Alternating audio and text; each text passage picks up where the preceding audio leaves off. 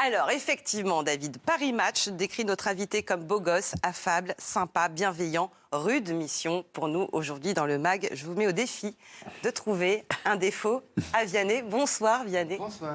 Merci d'être Il n'a avec pas de cravate déjà. Et il est, voilà. Ok, d'accord. Je m'habille comme un Toi non sac. plus? Ouais, vous le connaissez un petit peu, Léa. Il a un défaut ou pas? Non, franchement, non. Non, c'est vrai? Ouais, je le connais depuis 10 ans, il n'en a pas. Si on se connaît bien. Ouais. Ah, donc doit y en avoir quand même 2-3. On a une demi-heure pour essayer de vous en trouver. Vianney, auteur, compositeur, interprète. Et on vous présente comme le chanteur francophone le plus diffusé à la radio ces 3 dernières années.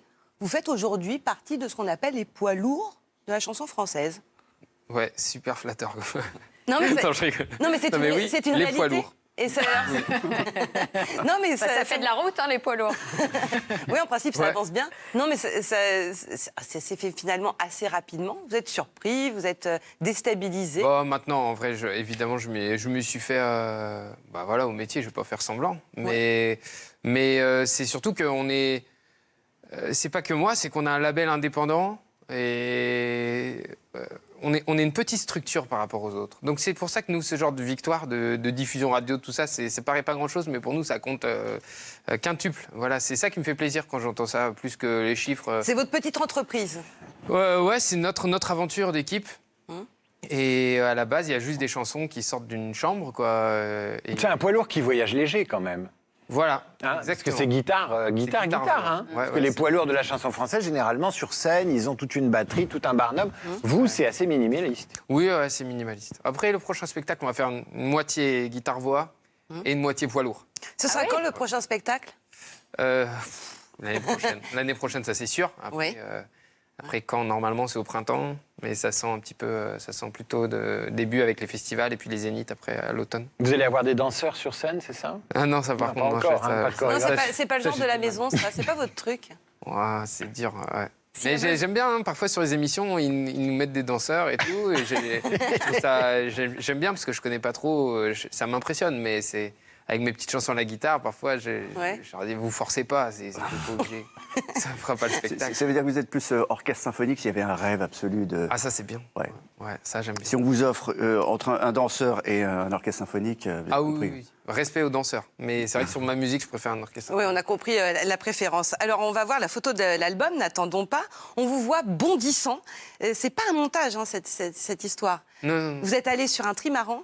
Ouais, C'est ça en pleine mer, voilà. Ouais. Et on allait, c'était un trimaran de compète, hein, on allait super vite et tout. Et puis on faisait des photos en mer un peu débiles. Et comme il y a des trampolines sur ces trucs-là, je sais pas, on sautait sur le trampoline, on a fait la photo et... Mais vous êtes allé en mer pour faire la photo ou c'était autre Ouais, chose? on allait en mer quand pour même, faire ouais. des photos. Et Comme donc ça, on et faisait puis au plein de hasard. photos. Et puis celle-là, Julien, mon copain photographe, il a dit, vas-y, c'est mortel, ressaute. Et puis, donc, il y avait une idée de l'instant, quoi.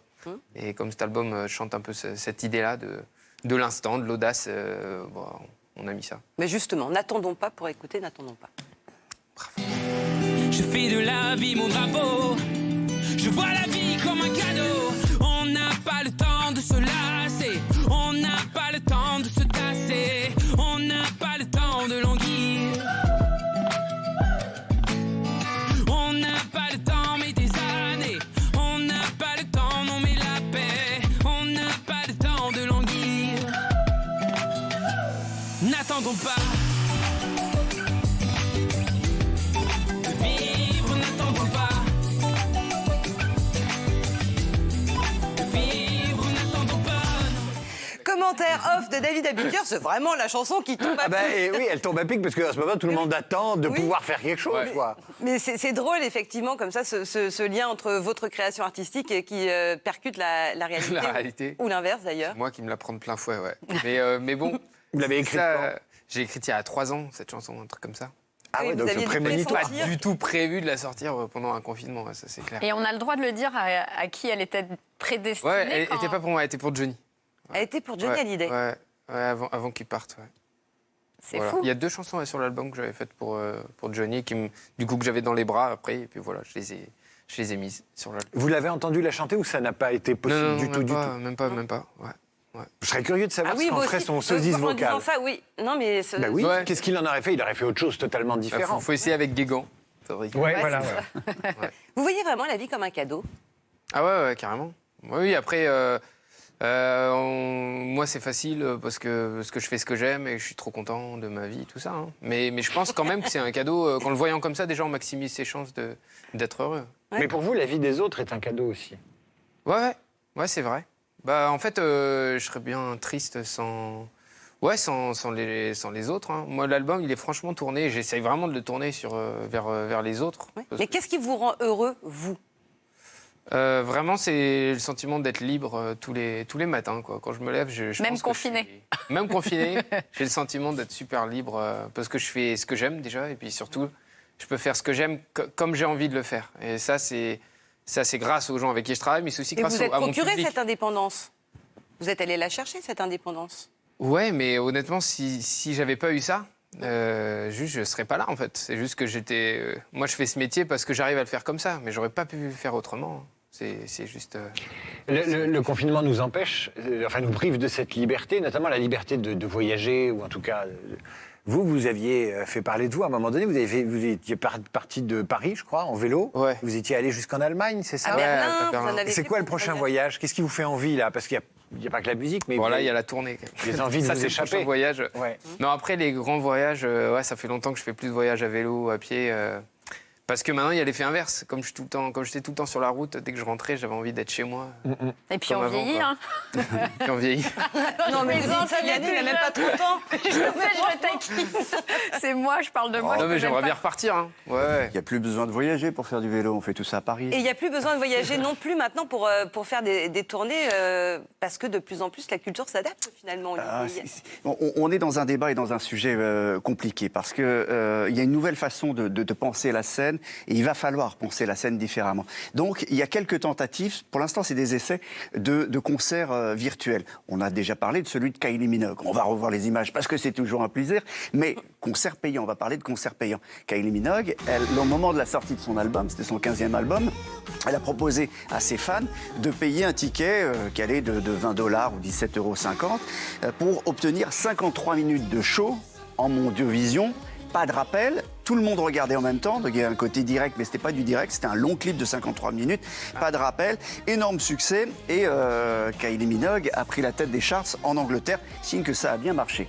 Que va-t-il se passer en France? Mystère pour l'instant. Il va y avoir 2 grosses tentatives, on va parler, puis vous commenterez, mais la première, c'est, parce qu'il y a des superstars qui vont s'y mettre, c'est Matt Pokora. Matt Pokora a loué une immense salle, ça s'appelle la Scène Musicale, c'est tout à côté de Paris, c'est à Boulogne, le 8 décembre prochain, pour un énorme show, son Pyramide Tour, qu'il n'a pas pu terminer, qu'il n'a pas pu finir.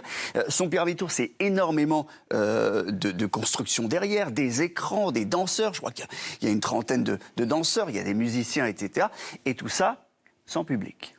Donc de la maintenance, des semi-remorques, etc. On monte tout le show et tout ça sans public. C'est l'anti-Vianney, là. Mais- C'est oui, c'est- l'anti-Vianney. non, mais à la base, c'est anti-artiste, quoi. Tu Et fais ça, ça non. pour. Bah non, mais tu fais quand même un show, un concert pour les gens là et pour Mais non, qu'il y ait mais une c'est pas réponse. anti-artiste. attendez, là. Alors, là, je sais pas. ça, et il y a un là, ticket, c'est et il y a un intéressant. ticket payant. Voilà. Donc, est-ce que ça va marcher? Où est le modèle commercial? On ne sait pas. Deuxième tentative aussi, quelques jours après, ce sera Jennifer. Ça sera le 13 décembre prochain à l'Olympia. C'est pas n'importe où. L'Olympia, elle vient avec ses musiciennes. Elle vient sur la scène faire un show. Alors, il y a 4 caméras. C'est-à-dire que le public qui paye va avoir le choix de l'angle, en quelque sorte. Il pourra varier. Et ensuite, elle aura des petits écrans devant elle. Et un peu à la demande, elle va jouer et elle nous explique ça. Mais il y a une longue setlist. Voilà, on a préparé beaucoup de chansons pour pouvoir réagir, interréagir avec les gens qui seront connectés et avec lesquels je chatterai entre les chansons. Les gens pourront même choisir leurs chansons au fur et à mesure. Je pourrais même réinterpréter des chansons avec les ordis qui seront face à moi, les visages et tout, parce qu'on a fait en sorte aussi que je puisse voir les gens. Surtout, ce qui compte sur ce concert, c'est cette notion du direct. J'espère faire au moins 1h30. Ce serait déjà bien.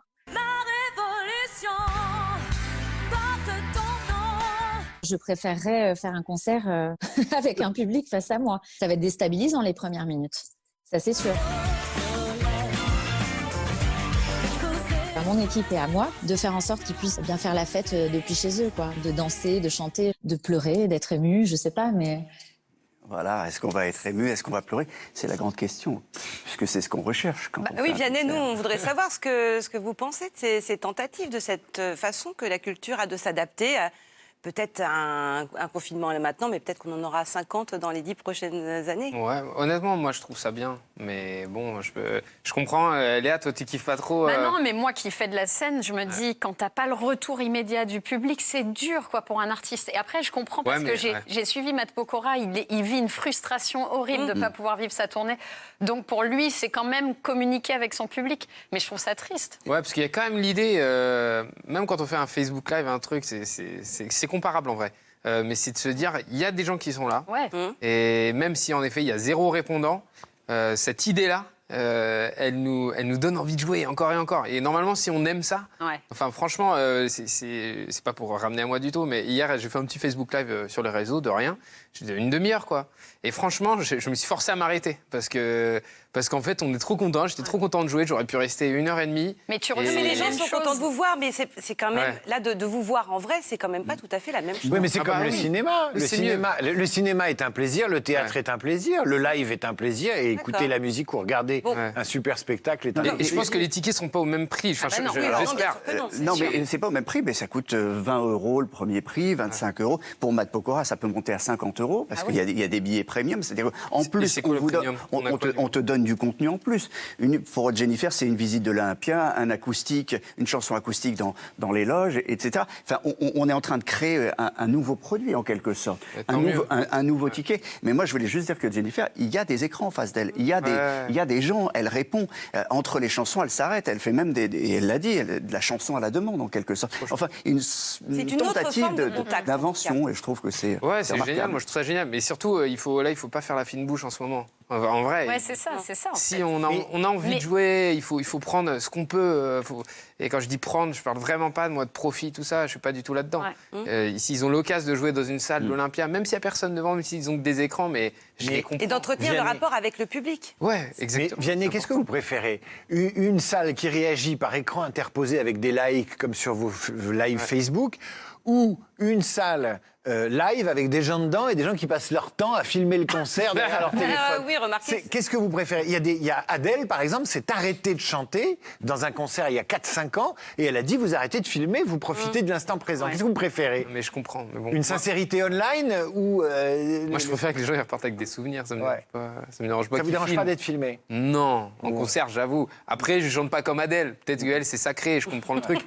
Moi, c'est interactif. Moi, franchement, les concerts, les gens, ils crient le nom de la chanson. Et je la fais, et puis on fait ensemble et tout. Alors, si on crie le nom d'une chanson là maintenant, et vu que vous avez apporté votre guitare. Eh ben, je vais la faire. Allez, chouette. Alors, moi, je l'ai dit avant. Soit une chanson à vous, soit une chanson qu'on choisit nous. Par un petit exemple. truc d'Elvis Presley. Un petit truc on a d'Elvis dit Presley. fan d'Elvis Presley. Non, mais David se fait des kiffs perso. Non, mais moi, je l'ai dit, c'était Bamboléo. Alors, il a dit Bamboléo côté Olivier. Vianney nous dit, Nous avons je des laisse goûts choisir très mon éclectiques public. sur le plateau. C'est vous qui choisissez, Vianney. But I can help falling in love with you. Ce qu'il y a, c'est que je connais que le titre de la chanson. C'est pas mal. C'était déjà pas mal. Alors, une chanson à vous, celle que vous Une voulez. chanson à moi. Un petit bout, hein. On fait, Oui, un petit bout. On est en famille, quoi. Oui. Non, je ne volerai jamais la place du premier qui t'a dit je t'aime. Sur ton visage, on voit son visage et c'est ainsi que tu es belle. De vous à moi, c'est moi j'avoue qui me suis invité dans sa villa, dans la vie où elle n'a rien demandé. Et si l'averse nous touche, toi et moi, on la traverse à 2, à 3. Et si l'averse nous touche, toi et moi, prends ma main de beau papa. Je t'attendais pas, je te laisserai pas, même sans, on s'aimera. Merci beaucoup. Et nous avons donc David comme une midinette qui filme le concert. Vraiment, je suis pas Adèle, hein. Non, et tu vois, les applauses et tout, c'est Non, bête, mais voilà, là, non, mais tu c'est les vrai as, que en de live. vous entendre chanter en vrai, Bah ouais. ça fait une énorme différence. Bien sûr, l'émotion n'est pas la même. ACDC. ACDC. Non, mais ça va. ACDC, ouais. Ça, c'est On va dans faire une David. soirée en fait avec David. C'est vrai, karaoké. La chanson Beau Papa, on en parlait tout à l'heure avant qu'on commence l'émission, mais elle a quelque chose d'universel, cette chanson. Tout le monde me parle de cette chanson Beau Papa, parce qu'on est tous finalement des familles recomposées, des familles différentes. On a tous eu beaucoup, des beaux-parents, où on est nous-mêmes beaux-parents. Des enfants illégitimes. Mais non, mais c'est vrai. Des maîtresses. Mais elle est magnifique, cette chanson. J'imagine qu'on vous en parle souvent. Il y a plus de 3 millions de vues déjà. Ouais. En vrai, on en parle, ouais. Mais surtout, même des gens qui ne sont pas concernés. C'est vrai, parce que je ne sais pas pourquoi. Mais il y a aussi des gens, des enfants adoptés. Oui. Qui parlent de cette chanson, des parents adoptifs. Moi, je suis heureux parce que j'ai écrit ma petite histoire, mais tout ce qu'on peut souhaiter à nos chansons, toujours, c'est qu'elles touchent même des cœurs qui ne sont pas préparés à ça et qui ne sont pas dans la situation qu'on décrit. Donc ça, pour moi, c'est le plus beau compliment. Vous avez aussi, de temps en temps, on vous entend de plus en plus exprimer vos opinions. Et il y a quelque chose qui m'a amusée. On aime bien, nous, Michel Sardou. Enfin, je parle pour moi, mais je crois que David... Moi qui suis très à droite, évidemment. Et je vous ai entendu récemment prendre la défense de Michel Sardou, où vous dites ça suffit maintenant, on dit que c'est un chanteur has-been, etc. Vous vous trompez, Non, mais vous êtes contre la mode, vous êtes contre tout ça.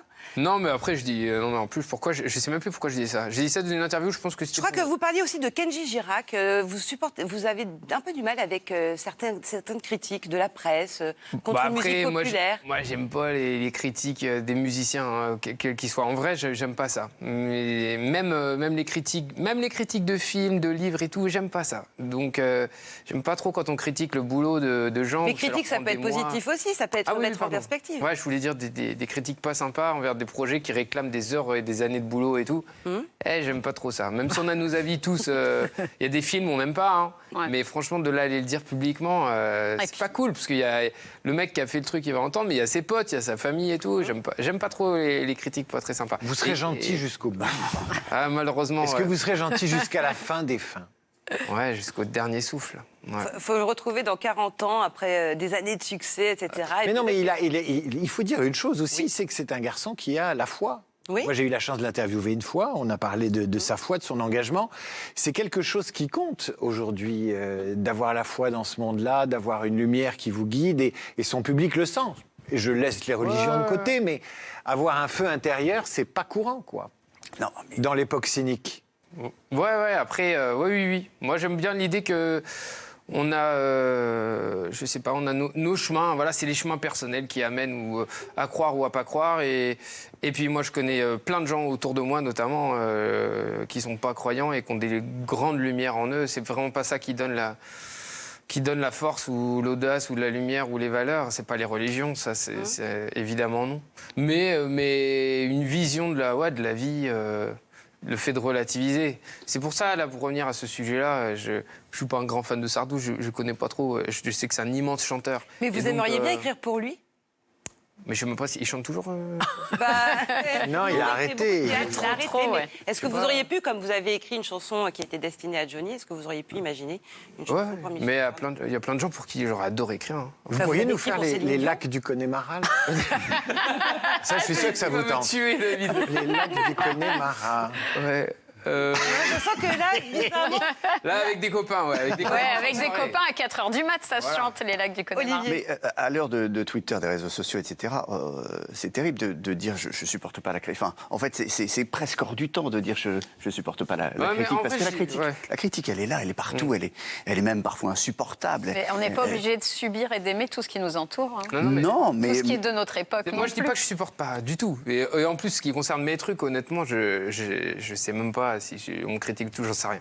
Ça m'intéresse pas. Vous ne lisez Moi, pas, ce que j'aime pas trop, c'est parfois, de trouver des articles où j'ai des copains, on parle de leur projet, et je sais que ça leur a demandé des mois de travail et tout, et puis en 10 lignes, le truc est descendu. Oui, j'aime pas ça. Ah bon, ça va, c'est pas Twitter, c'est les Inrocks. C'est bon. Il y en a partout de critiques. Vianney, est-ce que votre entourage, et notamment les artistes qui sont autour de vous et qui ont peut-être commencé en même temps que vous, ou même avant vous, parviennent à conserver une relation saine avec le Vianney qui a plein de succès? Ah, franchement, ouais. Ouais, ils arrivent. Bah oui, moi je peux en parler. Je le Léa connais depuis bien avant qu'il fasse son tout premier Ça a été album. sa babysitting, non? Pas du tout, quand même pas. Non, on était amis avant que Vianney signe dans ce label Tôt ou Tard.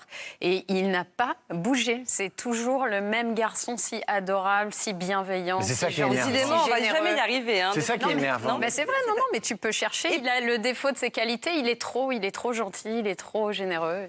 Non, mais c'est vrai. Non, mais ça aurait pu me coûter beaucoup plus dans la vie. C'est vrai. Parce que c'est vrai que Bah ouais.